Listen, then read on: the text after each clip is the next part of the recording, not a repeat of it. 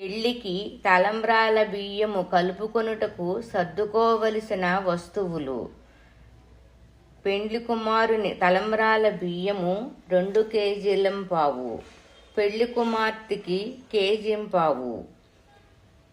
పెండ్లి కూతురుకి లంగాకి పనికొచ్చే విధంగా తెల్లని క్లాతు 2.5 మీటర్లు తీసుకొనవలెను. మనము పెండ్లి పనులు మొదలుపెట్టిన రోజు కొట్టిన పసుపు, పెండ్లి కుమారుని చేసినప్పుడు కొట్టిన పసుపు, కొద్దిగా ఆవు నెయ్యి, మంచి ముత్యములు, దేవుని కళ్యాణం చేసిన తలంబ్రాలు సర్దుకోవలెను.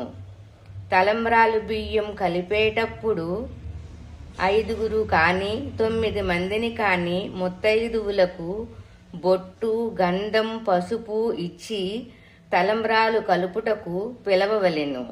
శుభమస్తు.